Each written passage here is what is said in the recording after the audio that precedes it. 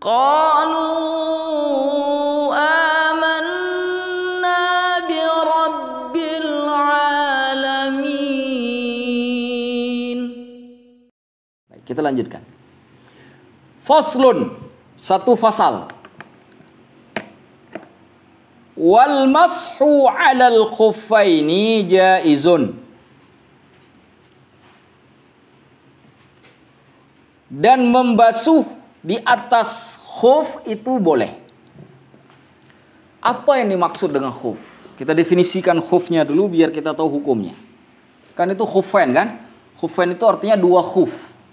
Khuf itu alas kaki yang dipakai yang menutupi kaki sampai dengan tumit yang terbuat dari kulit atau sejenisnya. Coba tulis saja. Ditulis biar nanti tahu. Khuf itu alas kaki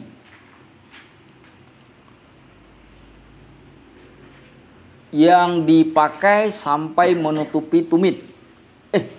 Menutupi mata kaki. Kok tumit pula? Mata kaki. Menutupi mata kaki yang terbuat dari kulit atau sejenisnya.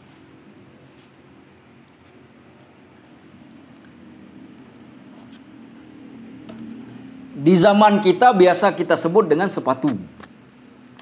Sandal bagaimana Ustaz? Tidak boleh disebut khuf sandal. Kenapa? Karena tidak menutupi mata kaki. Nah, jelas kan?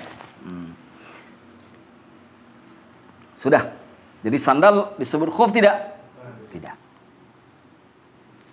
Ya. Jadi nanti kalau saya sebut khuf, ingat, satu, dia alas kaki. Yang kedua, menutupi tumit. Yang ketiga, terbuat dari kulit ataupun sejenisnya. Itu aja bayangkan. Kalau saya sebut kata khuf. Kalau saya sebut kata sepatu, karena memang khuf yang paling lazim saat ini kita pakai pada zaman kita, ya sepatu. Nah, penyebutannya ya sepatu. Jadi kalau saya sebut sepatu, kekhususan. Kalau saya sebut khuf, sifatnya umum. Lihat definisi yang ditulis tadi. Baik. Nah, membasuh di atas kasut ataupun sepatu, kalau menggunakan bahasa sekarang, itu boleh. Boleh itu maksudnya boleh pada saat berwudu. Tidak boleh pada saat mandi. Maksud boleh pada saat berwudu, ketika wudu sepatunya nggak usah dibuka. Pakai saja. Jadi boleh saat berwudu dengan pakai sepatu yang nggak dibuka. Boleh. Ini dalilnya. Jaizun. Artinya boleh. Ini bagian dari litakhfif, untuk rukhsah, keringanan. Bayangkan wilayah di kutub yang sangat dingin. Orang tuh pakai sepatu itu 24 jam. Berhari-hari, berbulan-bulan. Kalau disuruh buka, itu bisa udah mulai ngantuk? Udah. Ambil wudu. Kalau udah mulai ngantuk jangan diingatkan. Langsung bangun ambil wudu. Ngantuk itu dari setan. Siram dia dengan yang dingin-dingin. Biar padam apinya. Jangan ini udah ngantuk dipelihara. Kalau dipelihara dia makin enak. Berirama gitu kan. Nah, biasanya ngantuknya ke depan, lama-lama ke samping. Terakhir ke belakang. Kena makanan, kita yang ketawa. Sudah. Jadi kalau di tempat yang sangat dingin itu orang pakai sepatu terus. Kalau tiap hari coba sholat 5 waktu, tambah lagi sholat sunat, bisa berkali-kali dia buka sepatu untuk wudu, menderita betul. Maka Allah Subhanahu wa ta'ala melalui lisan nabinya ingin ngasih keringanan. Nah, ini ada satu syariat, engkau boleh wudu, tak usah buka sepatu, pakai terus sepatunya. Tapi memang harus ada syarat-syarat yang terpenuhi. Kalau syarat-syarat tidak terpenuhi ya tidak boleh. Termasuk kita di Indonesia. Ini teman-teman nanti besok mau praktek, silakan praktek. Pakai sepatu, nggak usah buka-buka. Pakai, nggak usah buka-buka. Sholat pakai sepatu. Pakai sepatu. Sholat pakai sepatu. Wudunya pakai sepatu, tidur pakai sepatu. Tapi jangan salahkan saya kalau nanti dikurung dari luar sama istri, nggak dibukain pintu. Ini tidur pakai sepatu katanya. Ilmu dari mana? Baru belajar mau praktek ilmu dari Ustadz Amna. Saya nggak tanggung jawab. Saya nggak tanggung ya. Nah, ini di Indonesia ini hampir jarang yang praktek ini. Hampir. Kalaupun ada sesekali orang yang di perjalanan itu pun kalau sholatnya nggak di masjid. Karena kalau di masjid, sekarang semuanya sudah pakai marmar. Pasti diusir oleh DKM. Nggak percaya coba aja coba. Masuk ke masjid ini besok sholat Jumat pakai sepatu nggak usah buka. Tapi kalau diusir jangan salahkan saya. Loh, masjid dulu kok boleh? Karena masjid dulu nggak pakai marmar. Lantai masjid masa Nabi itu pakai tanah. Makanya kasut atau sepatunya nggak dibuka. Kalau sekarang nggak dibuka, dikejar sama marbot masjid. Kenapa? Capek dia ngepel. Udah capek dipel. Coba bayangkan ada 5 orang masuknya di 5 waktu berbeda. 5 kali dia ngepel. Menderita betul. Gajinya segitu-segitu kan nambah-nambah. Ya kan? Makanya dimarah marbotnya. Nggak mungkin terjadi. Ini kalau misalkan kita berangkat kemana misalkan? Kita naik ke Bukit Salak. Bukit apa namanya? Ke Gunung Salak misalkan. Ya, kita tenda di luar. Nah, kan itu tanah semua tuh. Lalu kita nggak buka sepatunya. Kita mau pakai terus. Boleh. Ini yang suka-suka naik gunung tuh boleh praktek. Nah, silakan praktek kalau mau pakai. Nah, karena kita nggak masuk masjid karena di gunung nggak ada masjid. Otomatis kita sholatnya di alam terbuka, di tanah. Nah itu boleh, nggak usah dibuka sepatunya. Tapi ada syarat. Ingat, hanya dikhususkan untuk wudu. Kalau mandi wajib buka. Ini habis dengan keluar mani, kemudian mandi nggak buka sepatunya, nggak sah mandinya, wajib buka. Nah, kalau wudu boleh, dia tidak buka. Wudu sah. Maka kalimat jaiz di sini hanya khusus untuk wudu. Clear. Bagaimana cara syarat-syarat untuk pakai sepatu pada saat wudu dan bisa juga sholat dengan cara pakai sepatu? Yang pertama, di sini sebutkan bi thalathati syara'id. Ada 3 syarat. Dengan 3 syarat.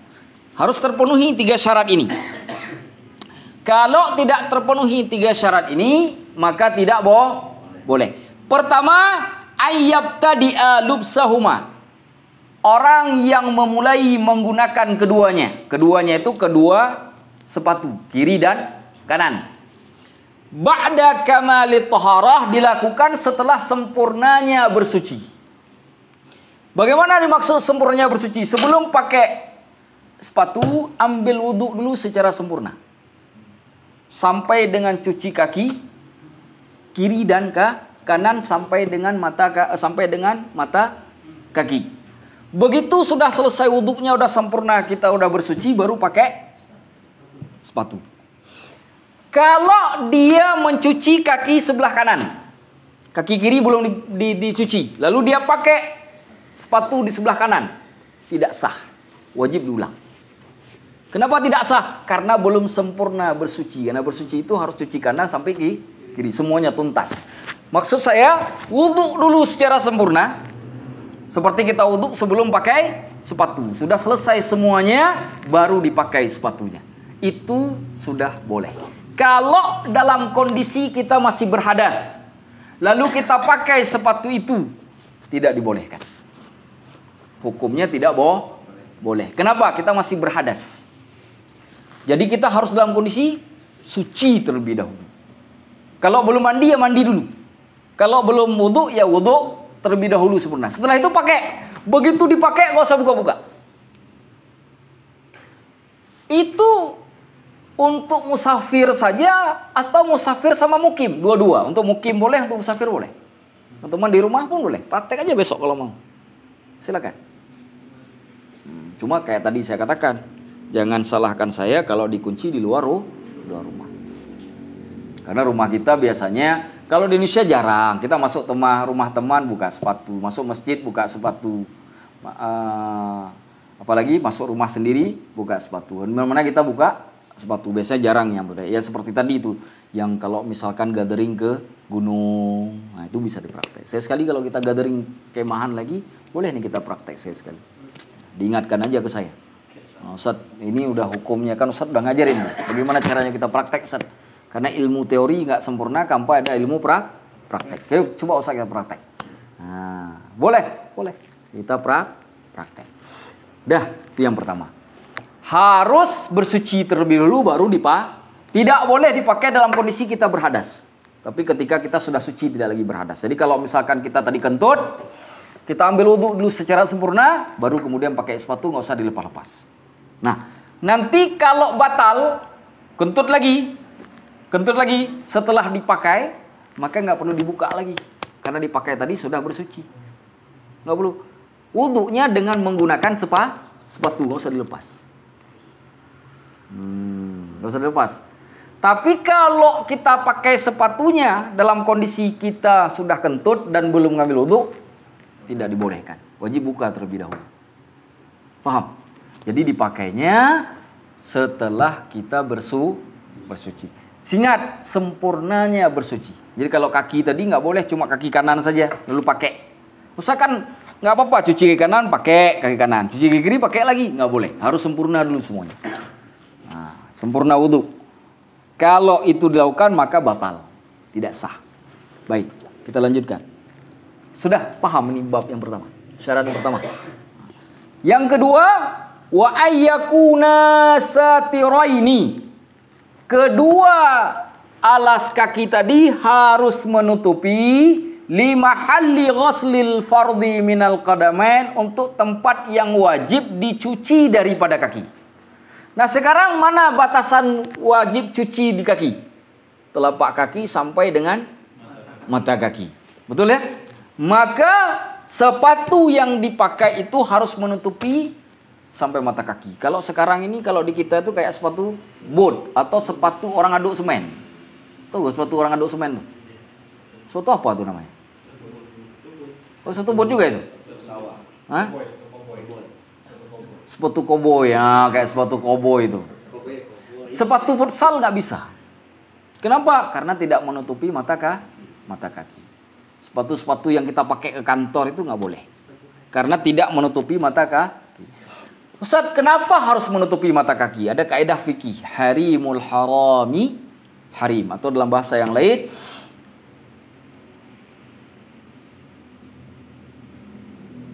harimu syai' al-harimu lahu hukmu ma harimun lahu. Lahu hukmun ma huwa harimun lahu. Batasan sesuatu itu menjadi hukum yang sama untuk yang dibatasi. Contoh, aurat laki-laki dari pusar sampai dengan lutut. Hukum lutut itu kan batasan tuh. Hukum lutut sama dengan hukum paha. Jadi bukan berarti paha nggak boleh kelihatan, lutut boleh. Enggak, hukum paha sama dengan hukum lutut. Jadi batasan yang membatasi sama hukumnya. Masjid, kan ada tembok tuh. Ya, hukum di dalam masjid sama dengan hukum tembok masjid. Kalau di masjid nggak boleh kencing, tembok masjid juga nggak boleh kencing. Sama hukumnya. Paham? Biasanya kan kalau di masjid itu kan ada jendela tuh. Di masjid nggak boleh kita nih masuk kalau dalam kondisi junub, betul ya? Kita lagi junub tidak boleh masuk masjid. Nggak boleh juga naik ke atas jendelanya masjid yang ada, yang apa namanya jadi pembatas masjid.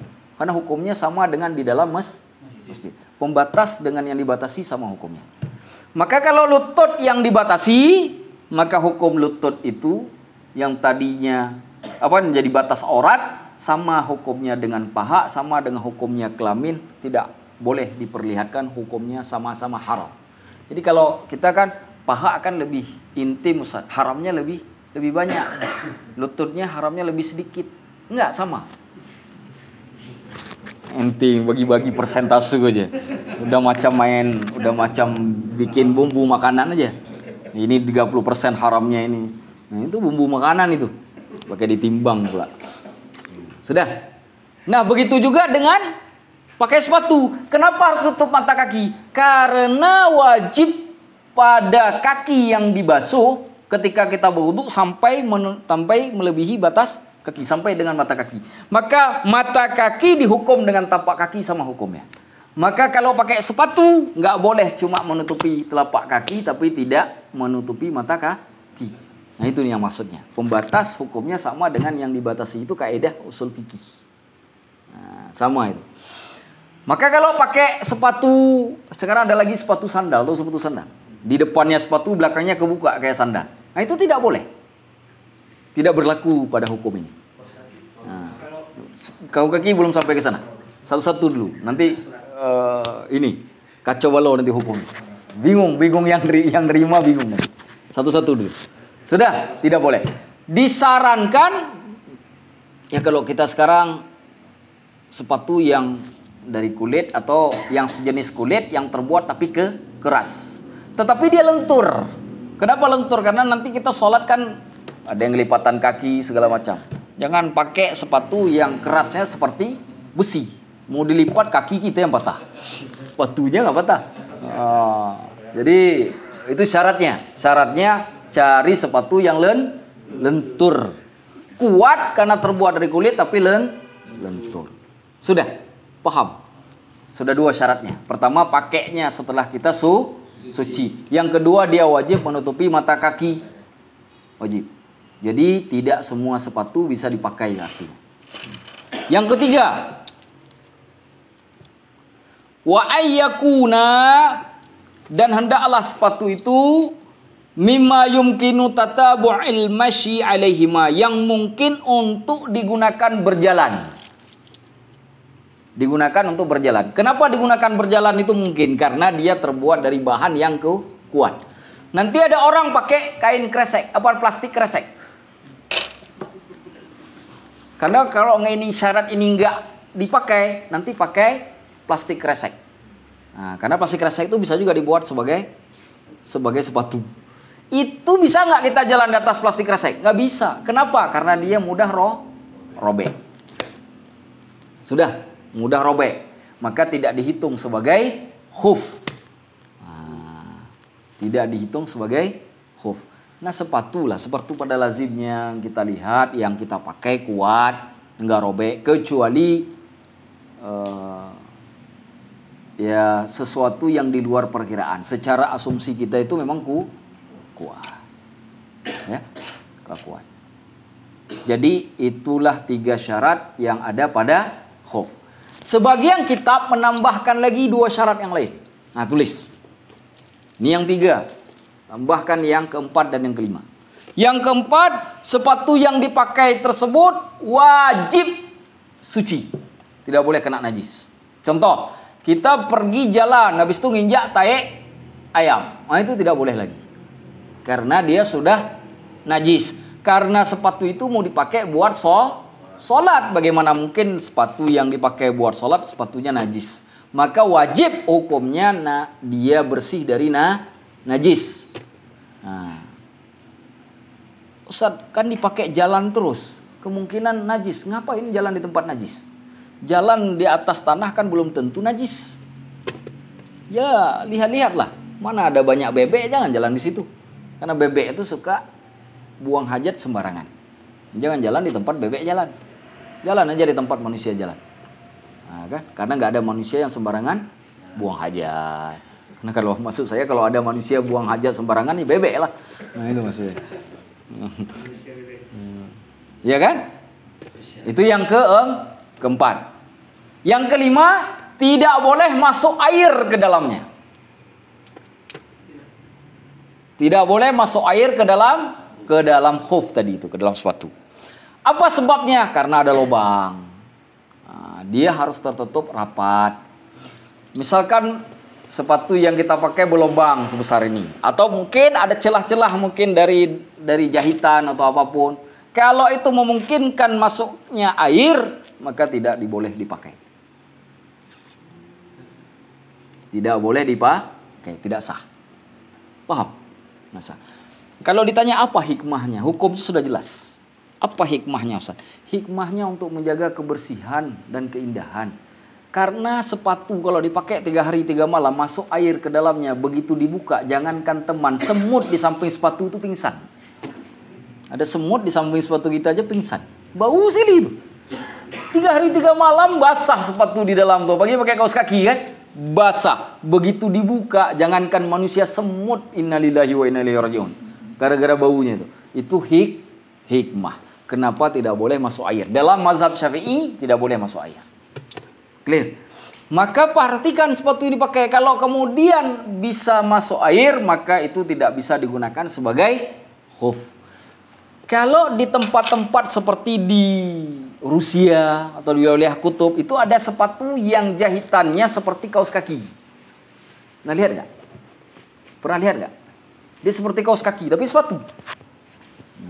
Dia tidak punya resleting, tidak punya tempat tali sepatu, tapi polos seperti kita masukkan kaos kaki, masuk dari dalam. Cuma dia lentur, sehingga dia bisa dimasukkan dari atas. Nah, itu biasanya yang dipakai dulu di Arab itu sepatu yang musim dingin itu seperti itu. Nah, ini biasanya khususnya untuk yang musim dingin. Jadi hati-hati kalau milih sepatu. Di Indonesia juga ada. Biasanya yang paling banyak itu punya perempuan, laki-laki jarang punya perempuan. Cuma kalau di Indonesia itu kalau biasanya punya perempuan itu ada resleting di samping. Tapi insya Allah nggak masuk air. Nah, itu boleh dipakai. Kalau ada punya laki-laki mau pakai yang begitu boleh. Cuma malu karena biasanya punya perempuan itu. Ada haknya. Copyright-nya udah jelas. Kalau dipakai laki-laki susah. Nah, tapi siapa tahu ada buat laki-laki. Ya silakan. Silakan dipakai. Begitu dipakai nggak usah buka-buka lagi. Wudhu pakai itu, sholat pakai itu. Yang penting tidak masuk air ke dalamnya dan tidak najis. Sudah jelas? Jadi ada berapa? 5. Pertama, dipakai dalam kondisi dia sudah suci.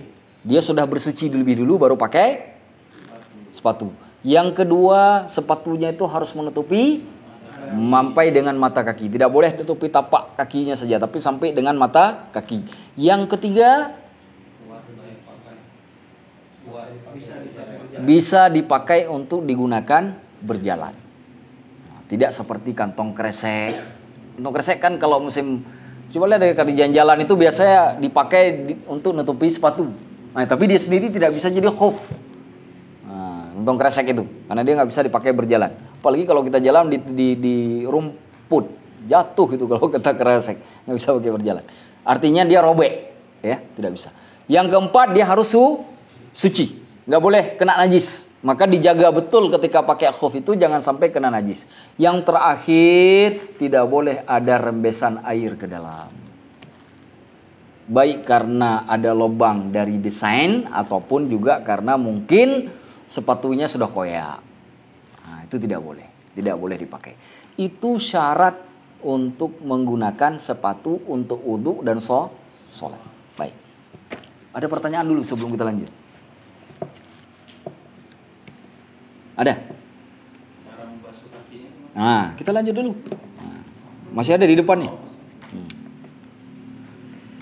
Wa yamsahul muqimu, orang yang mukim, yang tinggal di tempatnya, itu membasuhnya yauman wa lailatan. 1 hari 1 malam, 24 jam.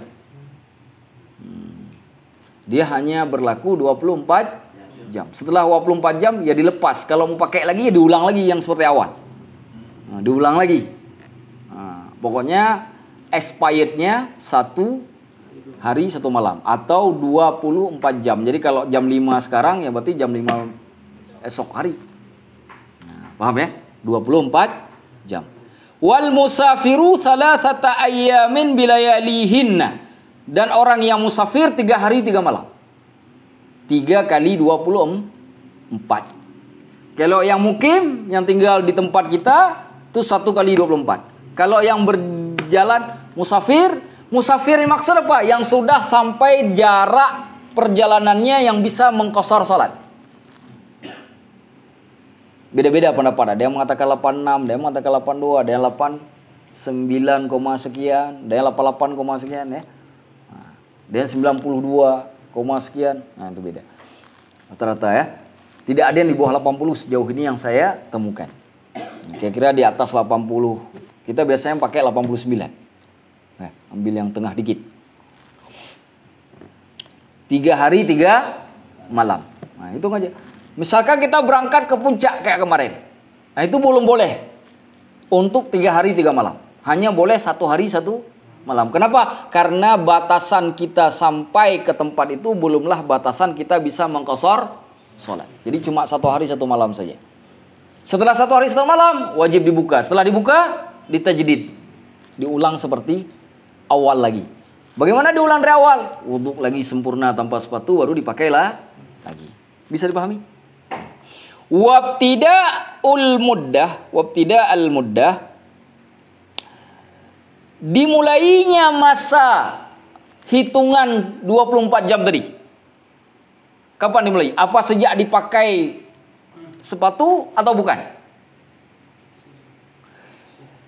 Min hinin yahdutsu, ketika dia berhadas, ba'da lubsil khuffain, setelah dia memakai sepatu. Jadi misalkan begini logikanya. Saya ambil wudhu jam 6 pagi. Lalu saya pakai kasutnya atau sepatunya jam 7. Ya kan? Saya enggak hadas, enggak keluar kentut, enggak ngapa-ngapain sampai jam 1 siang. Karena saya salat duhur masih pakai wudhu pagi karena belum batal. Jam 1 keluar kentut. Nah, jam 1 itulah dihitung pertama sekali. Berarti habisnya nanti jam 1 esok hari. Jadi bukan dari jam 6 ketika wudhu pertama atau jam 7 ketika pakai sepatu, tapi dihitung dari sejak hadas pertama. Sudah. Jadi kalau kita hitung tadi 6 ke 1 berapa? 5 jam. 1 ke 1 24. Berarti kita pakai kaos kaki itu sudah 29 jam. Yang 5 jam karena belum hadas. Karena yang 24 jam setelah berhadas. Jadi bukan sejak dari pakai atau sejak dari bersuci, tapi dari sejak kita berhadas. Tapi ada pendapat yang lain, ada 2 pendapat memang dalam bab ini. Ada pendapat yang mengatakan ketika kita bersuci dari hadas yang setelah makai. Jadi ketika kita misalkan tadi wudhu jam 6, lalu kita pakai katakanlah jam 7 misalkan. Saat itu kita belum berhadas, kita pakai. Lalu kita keluar hadas lagi jam 1 tadi. Lalu kita nggak ngambil wudhu. Karena kan salat duhur sudah tadi. Kita mau ngambil wudhu sekali lagi nanti pas salat asar, katakanlah jam 3.30. Maka ada pendapat mengatakan dihitungnya dari jam 3.30 ketika kita ngambil wudhu. Jadi berakhirnya ke 3.30 esok hari. Ini pendapat yang kedua. Tetapi yang lazim banyak digunakan ketika berhadas pertama, walaupun belum bersuci. Jadi kalau jam 1 ya berakhirnya ke jam 1, bukan yang jam 30. Bisa dipahami sejauh ini kapan dihitungnya. Nah, kalau yang musafir begitu juga. Kalau dia berhadasnya tadi jam 1 hari Selasa, berarti hari Rabu, hari Kamis, nanti jam 1 hari Jumat baru berakhir. 3 hari, 3 Nah, 3 kali 24 jam. Bari. Nah, kalau dia sholat jam 1. Jam 1-nya dia sholat. Baru dapat rakaat yang pertama. Habis waktu untuk pakai kasut. Karena pas jam 1. 3 rakaat lagi dia lakukan di atas waktu, maka batal sholatnya. Karena sudah melebihi batas waktu. Caranya dia wajib buka dan wajib mengulang ngambil wudhu, kemudian sholat kembali seperti semula. Makanya usahakan tidak boleh melewati batas waktu sehari semalam bagi yang mukim, 3 hari 3 malam bagi yang musafir. Bisa paham sejauh ini dulu? Bisa paham sampai sini? Baik. Kita lanjutkan. Fa'in masaha fil hadar thumma safara. Apabila dia membasuh kasut pada saat dia di tempat dia tinggal fil hadar, thumma safara, lalu dia musafir. Au masaha fis safar, itu bukan masaha masaha. Atau masaha fis safar, atau dia membasuhnya pada saat dia dalam kondisi musafir. Summa aqama, lalu dia tinggal jadi mukim itu sudah lebih dari 3 hari 3 malam. Atamma masha mukim, maka dihitung sebagai mukim. Artinya tidak boleh lagi 3 hari 3 malam, tapi harus 1 hari 1 malam. Saya berangkat ke mana? Ke Bandung misalnya. Bandung tuh dia lebih batasan untuk ininya kan. Berapa jarak Bandung? 125. Katakanlah karena lempeng jalannya, ngebut naik mobil nyampe 2,5 jam, katakanlah begitu. Ya. Kita pakai kasut dari sejak Jakarta. Kita mau tinggal karena niatnya kan musafir, berarti 3 hari 3 malam. Kita berangkat hari Selasa, berarti kita bukanya Rabu, Kamis, hari Jumat kita bukanya. Kan begitu? 3 hari 3 malam. Hari Rabunya 1 hari kemudian, kata istri kita atau kata teman kita, ayo balik ke Jakarta, saya perlu, nggak bisa lagi lama-lama. Nah balik. Pada saat balik itu, maka dia tidak boleh lagi ngambil 3 hari 3 malam, tapi ngambilnya 1 hari 1 malam.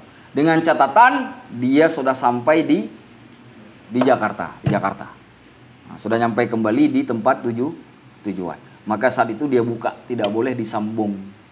Kenapa tidak disambung? Karena dihitung sebagai mukim, tidak boleh disambung untuk 3 hari 3 malam. Bisa dipahami? Begitu juga saya lagi di rumah, pakai kasut, 1 hari 1 malam. Begitu belum genap 1 hari, pas malamnya, belum 24 jam, lalu diajak keluar kota, ke Surabaya.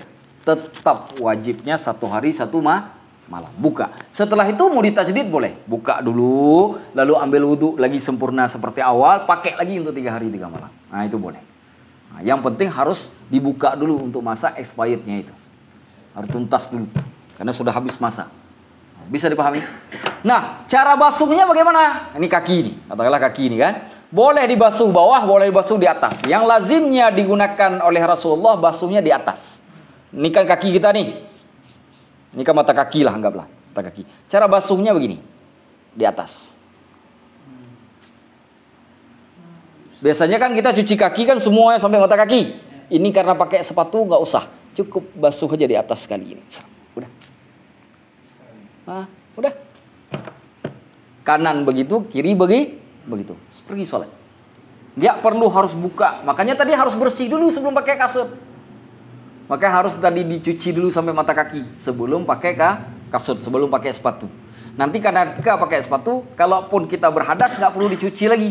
Cukup dibasuh di atas sepatunya begini. Sekali aja, tarik dari bawah, dari ujung ke atas. Udah, selesai. Makanya ada hadis begini kata Sayyidina Ali. Ustaz, kenapa yang dibasuh atas sedangkan yang kotor kan yang di bawah? Harusnya di bawah lah yang dicuci. Masa yang di atas? Kata Sayyidina Ali bin Abi Thalib, ini ada hadisnya. Bagus nih hadisnya.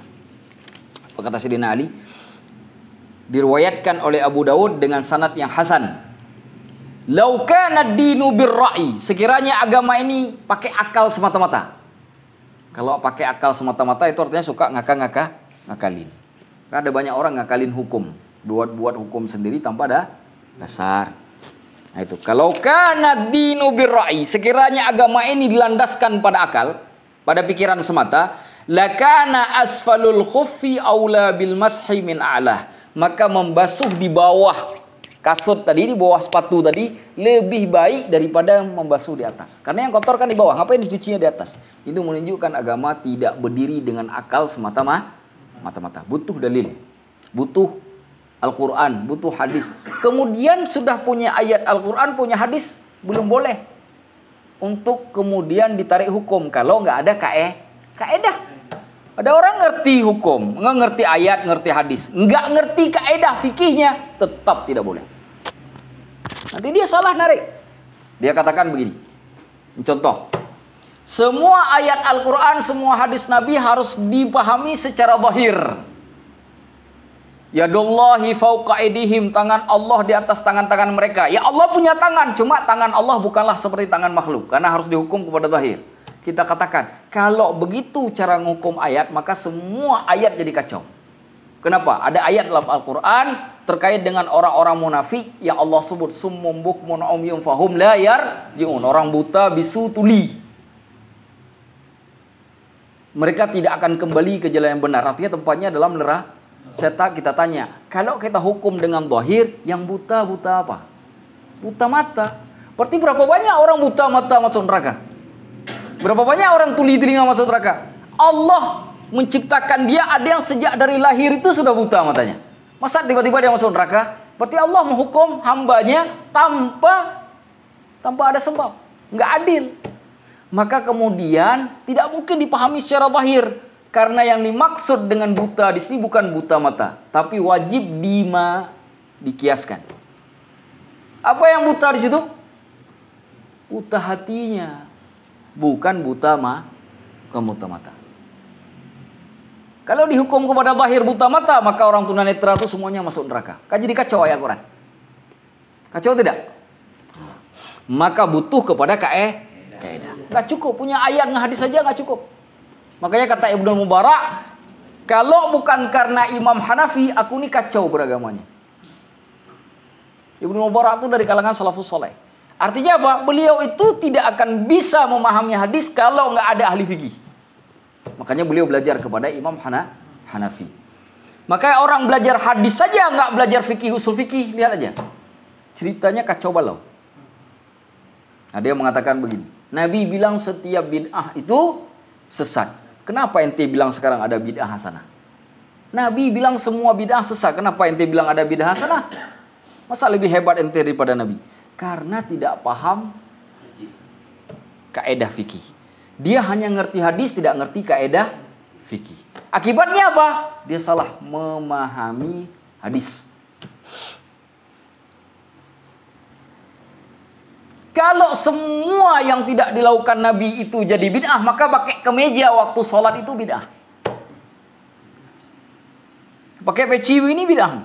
Karena Nabi nggak pernah pakai. Pernah lihat Nabi, pernah baca hadis Nabi pakai kemeja waktu sholat? Pernah? Pernah lihat atau dengar Ustadz bilang Nabi kalau sholat itu pakai kemeja pendek lengan lagi, ada? Pernah dengar? Nggak, berarti itu baju bid'ah, baju paling bid'ah sedunia. Kenapa? Karena nggak dipakai Nabi.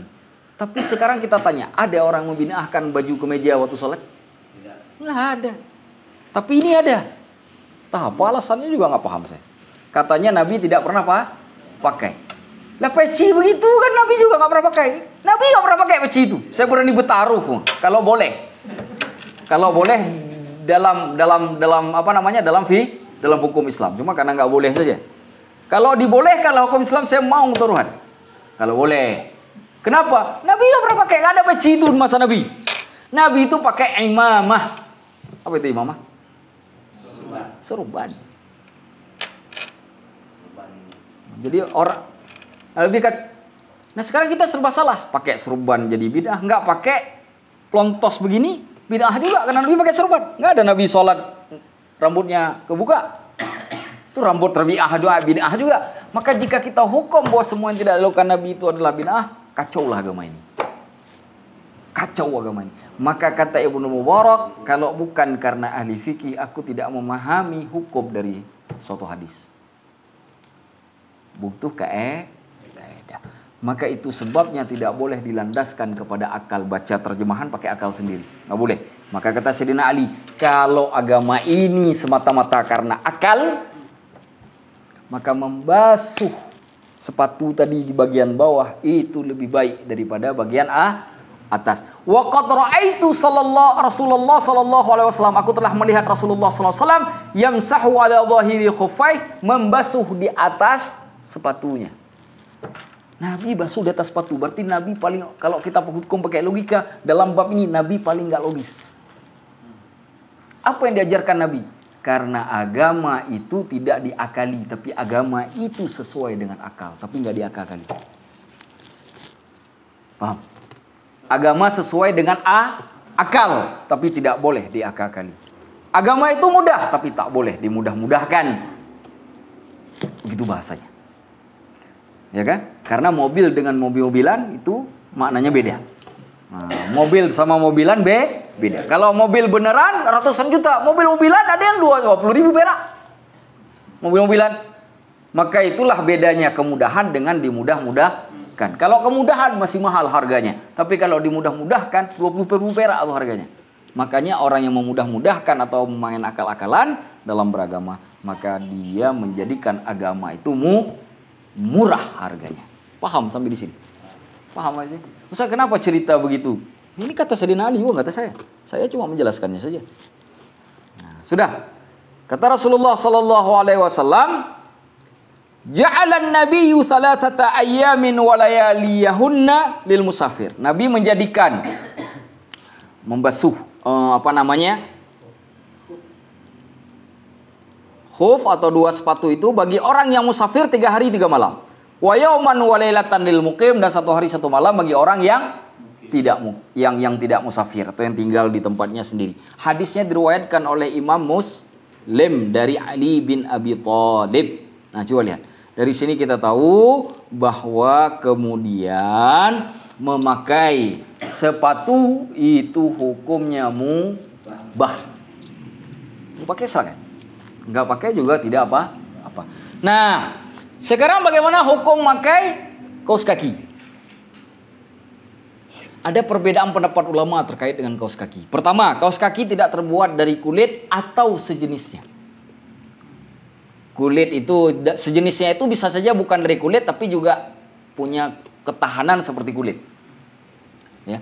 Karena kaos kaki, apalagi masa sekarang, kaos kaki itu dibuat dari nilon, benang nilon ya. Kalau dalam mazhab Syafi'i, yang rajih itu tidak boleh.